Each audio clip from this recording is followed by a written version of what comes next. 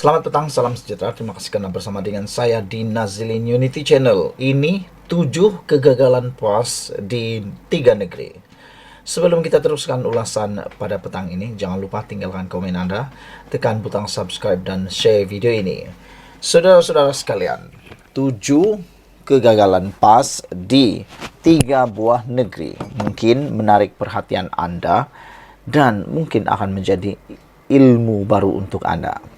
Sudah tiba masanya untuk gelombang merah biru mengambil alih Kedah, Kelantan dan Terengganu. Selama ini, kegagalan PAS mentadbir 3 negeri ini dengan baik telah menyebabkan anak muda terpaksa merantau jauh untuk mencari rezeki.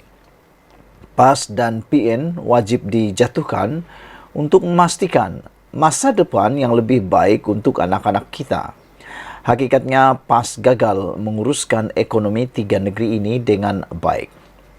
Hidup rakyat yang sejahtera bergantung kepada pertumbuhan ekonomi sesebuah negeri. Saya perincikan 7 kegagalan PAS menguruskan ekonomi 3 negeri ini dengan baik.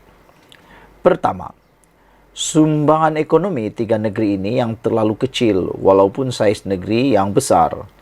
Kelantan, Terengganu dan Kedah hanya menyumbang 1,8%, 2,5% dan 3,4% KDNK negara pada tahun 2022. Jauh bezanya dengan sumbangan 7,4% Pulau Pinang dan 25,5% Selangor kepada KDNK negara. Data ini jelas menunjukkan PAS gagal mengembangkan ekonomi negeri, apatah saudara-saudara sekalian. Kedua, PAS gagal menjaga siswaza amat malang. Kedah dan Terengganu mempunyai gaji penengah siswaza terendah di seluruh Malaysia. Misalnya, pada tahun 2021, 50% siswaza di Kedah hanya berpendapatan di bawah RM3 dan R138. Maka, tidak hairanlah ramai anak kelahiran Kedah berkelulusan tinggi terpaksa merantau ke Pulau Pinang, Selangor atau Kuala Lumpur untuk bekerja. Gaji penengah siswaza di Selangor contohnya adalah RM4,130. Bukanlah sebab KL itu tidak berada di Kedah, tetapi pentadbiran PAS di Kedah sendiri yang gagal. Ketiga, PAS gagal mewujudkan pekerjaan bernilai tinggi. Setinggi manapun kelulusan akademik, Kedah, Terengganu dan Kelantan tidak mampu menyediakan peluang pekerjaan, peluang kerja berkemahiran tinggi. Peratusan pekerja mahir di Kelantan, Kedah dan Terengganu hanyalah 23,2%, 26,7% dan 22,4% pada tahun 2021, jauh berbeza dengan 36,2% di Pulau Pinang dan 35,4% di Selangor. Keempat, PAS gagal menyediakan kemudahan paling asas. Data rasmi menunjukkan hampir 1 daripada 3 rumah di Kelantan tidak ada bekalan air pipe. Lebih teruk, hanya 15,4% isi rumah di Kelantan menikmati perkhidmatan kutipan sampah di rumah. Peratusan di Terengganu dan Kedah juga amat menyedihkan. Masing-masing 24% dan 52,7%, jauh berbeza dengan hampir 80% di Pulau Pinang. Politik Islam dimainkan PAS, tetapi kebersihan diutamakan Kerajaan Pulau Pinang bagi memenuhi tuntutan Islam. Kelima, PAS gagal membasmi kemiskinan. Tak kala Exco Kelantan menikmati kemudahan kereta Mercedes, Kelantan merekodkan kadar kemiskinan mutlak paling terburuk di semenanjung Malaysia, iaitu 12,4%. Sementara itu, Kedah merekodkan kadar kedua terburuk pada 8,8%. Sebaliknya, negeri-negeri di bawah Pakatan Harapan PH mempunyai kadar kemiskinan mutlak terendah. Selangor 1,2%, Pulau Pinang 1,9%. Membasmi kemiskinan sangat dituntut Islam, tetapi ia bukanlah agenda pentadbiran PAS.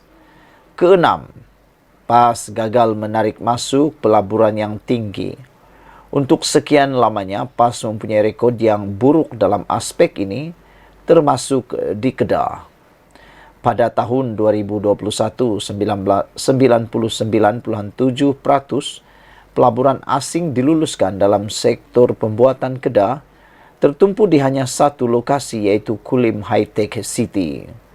Namun secara khusus, ini adalah hasil usaha agensi-agensi kerajaan persekutuan, di mana pelaburan yang dibawa masuk oleh Sanusi sibuk berpolitik setiap hari sehingga lupa tanggungjawab hakiki untuk memajukan ekonomi negeri. Malah, banyak projek yang diumumkan Menteri Besar Muhammad Sanusi masih tidak nampak hasilnya.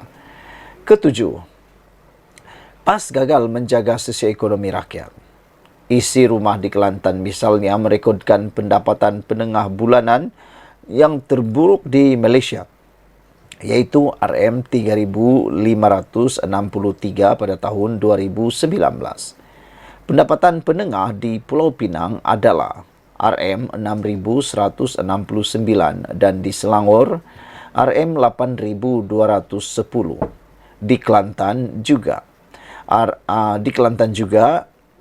64,4% populasi tergolong dalam lingkungan gaji B40, rekod paling tinggi di Malaysia. Sebab itulah ramai anak muda di negeri-negeri ini berhijrah ke Selangor dan Pulau Pinang. Kemakmuran di Pulau Pinang yang membuatkan Sanusi berusaha siang malam untuk merampas negeri Pulau Pinang.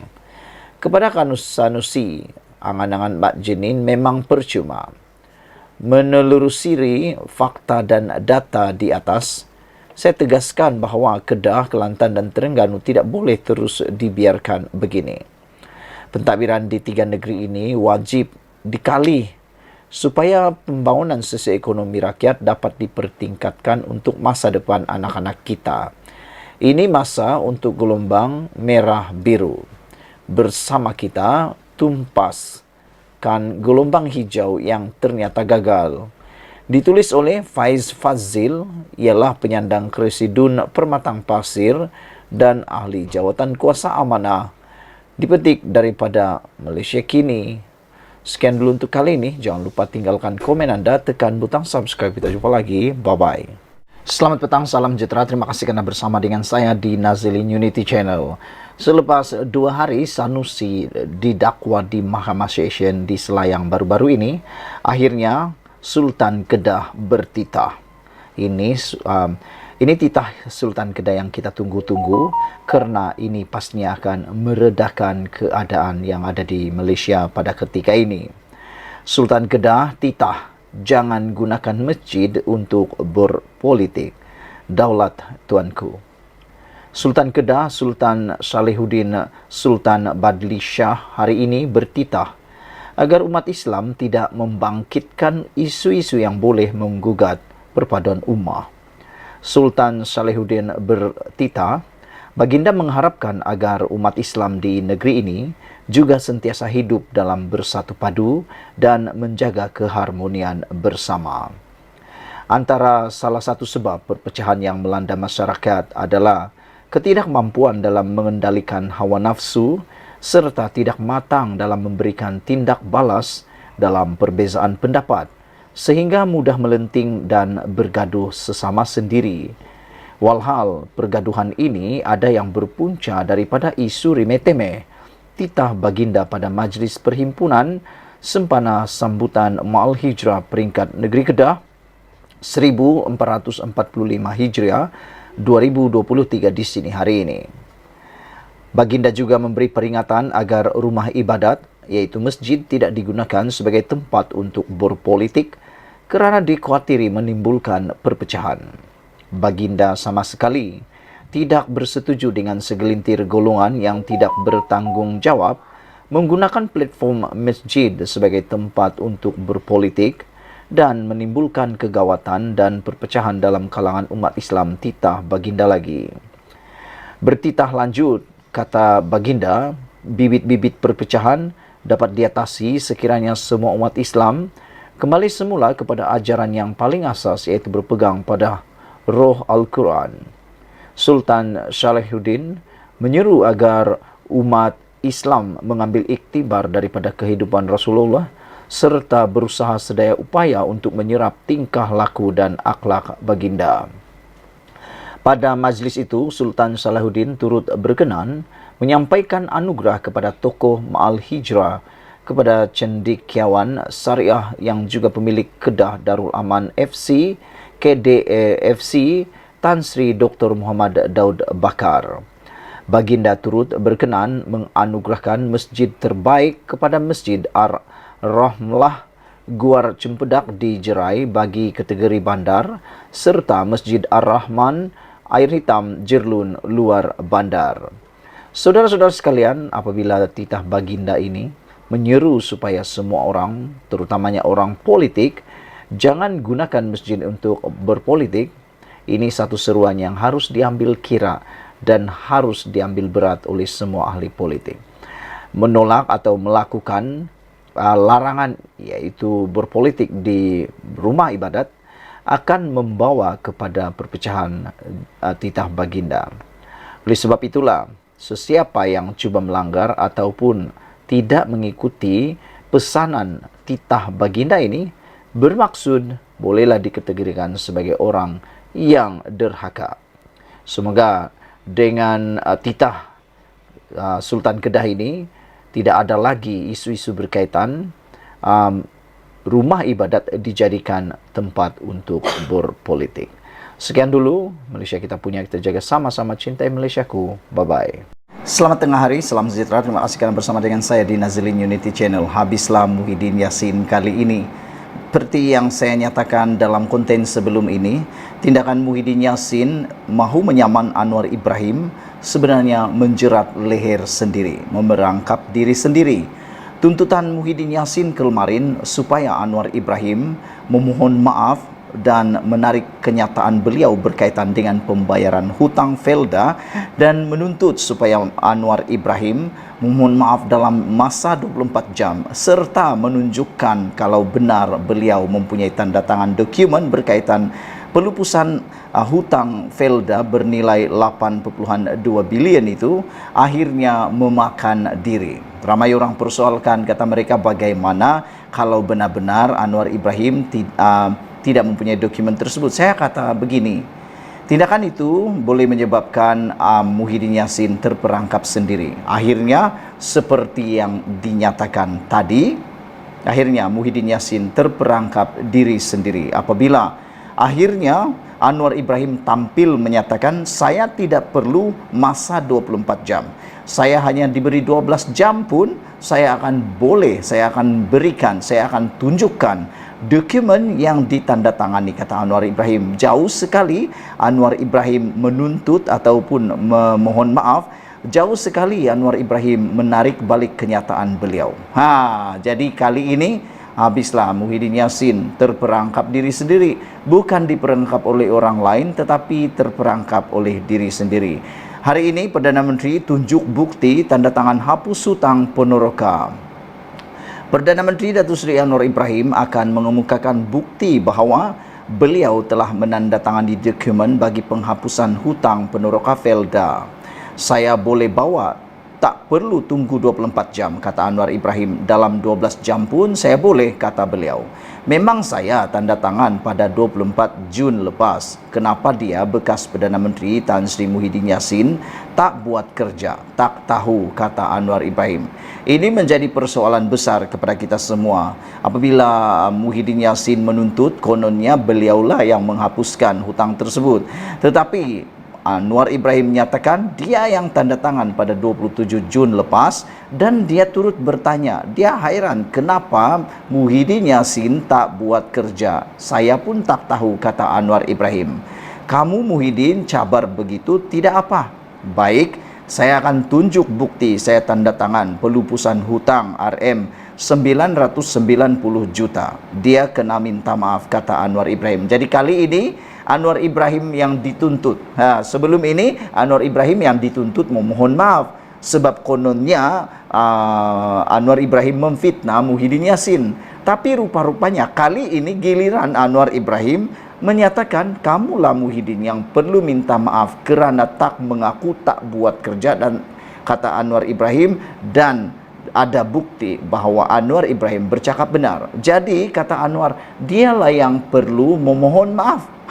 Jadi tadi Muhyiddin menuntut, Anwar Ibrahim memohon maaf. Kali ini Muhyiddin pula yang perlu memohon maaf. Anwar berkata demikian bagi menjawab tuntutan Muhyiddin kepada beliau agar membuat permohonan maaf tanpa syarat dan terbuka secara bertulis susulan kenyataannya yang mendakwa hutang Peneroka Felda berjumlah 8.3 bilion tidak pernah dilupuskan di bawah pentadbiran Muhyiddin. Tuntutan itu dikemukakan dalam surat bertarikh 18 Julai menerusi firma guaman Rosli Dahlan Saravana Partnership. Selain itu, dalam tempoh 24 jam daripada penerimaan surat berkenaan, Anwar juga perlu mengemukakan surat atau dokumen yang ditandatangani mengatakan beliau sebagai Menteri Keuangan pada akhir Jun lepas meluluskan pelupusan hutang Peneroka Felda bernilai RM8.3 bilion.